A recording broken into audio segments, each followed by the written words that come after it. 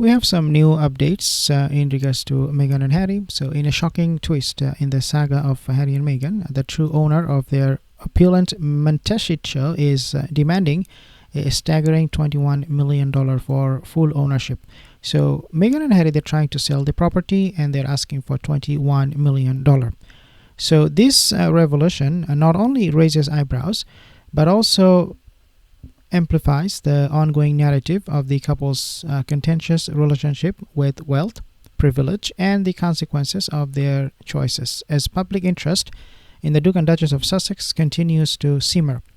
This demand, obviously, as I said, is something unbelievable from Meghan and Harry. But this demand shines a glaring spotlight on Meghan, whose actions seem to perpetuate a cycle of controversy. From the moment Meghan Markle entered the royal spotlight, she has been a figure of polarizing opinions. Critics argue that her pursuit of fame and fortune has overshadowed her royal duties, creating a rift not only within the royal family but also among the public couples. The couple's move to MONTECITO was seen as an escape from royal life, yet it has only deepened the scrutiny surrounding their financial decisions. This latest demand for a hefty sum underscores the idea that Meghan's ambitions may come at a considerable cost, not just to herself and Harry, but to their public image, as well as the couple's post-financial dealings. These whole financial dealings have raised eyebrows, as we have spoken already, right? After stepping back from the royal duties, they signed lucrative deals with Netflix, then Spotify, and then you see all of them were just falling apart. So obviously, Harry is now facing a lot of challenges, but Prince Harry, I think the most recent challenge he's facing is what happened with the St. Paul charity. Take a listen at this video as to how Harry is responding to this. Then we'll come back to this story about how devastating things have become for Meghan and Harry after they wanted to sell the MONTECITO property for $21 million. Take a listen to this one first. Emily, let's pivot to the royals because Prince Harry has broken his silence now amid the bullying and harassment allegations levelled at his charity. What has he said? Yeah, it's never a quiet day for Prince Harry, is it? He's very much fallen out with the boss of his beloved charity, St. Barley. They're both blaming each other for the scandal that's currently engulfing it, both blaming each other for the general mismanagement, really.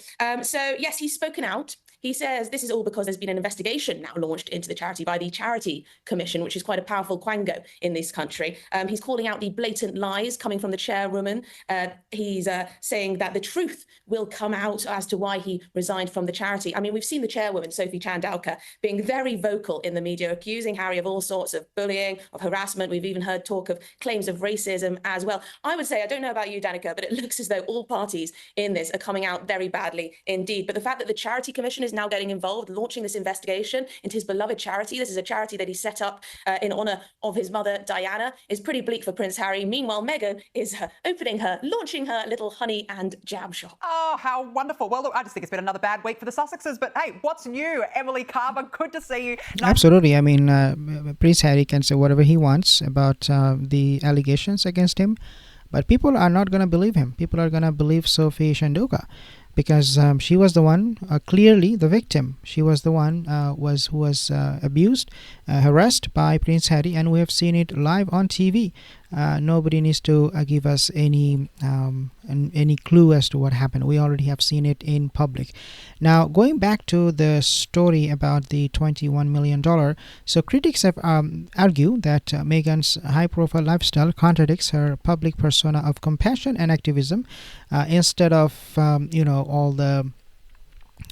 instead of using their platform to champion causes, they seem more focused on maintaining their lavish lifestyle, which only fuels the fire of discontent among the royal watchers and the general public alike. The demand for $21 million also highlights the precarious situation they are in right now with their financial situation, right?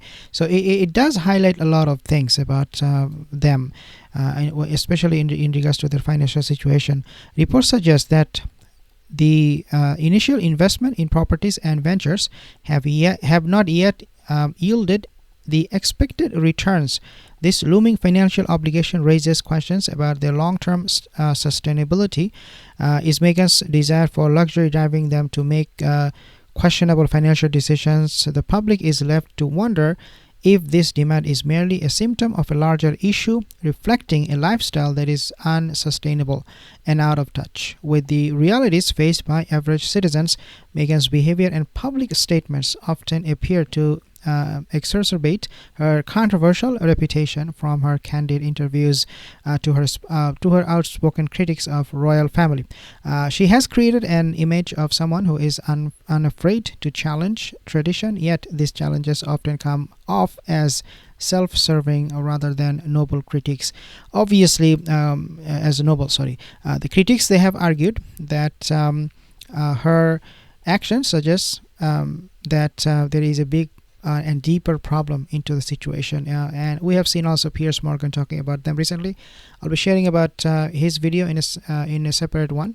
But Meghan Markle for now is totally doomed, and with this crisis, can she recover from it? Looks like very unlikely. Why? Because obviously the as ever brand did not take off the way she expected. She is now resorting to very, very deceptive and manipulative and gaslighting people into believing that the launch was a success, when we know in all reality that it was a big failure. Subscribe for more videos. See you in the next one.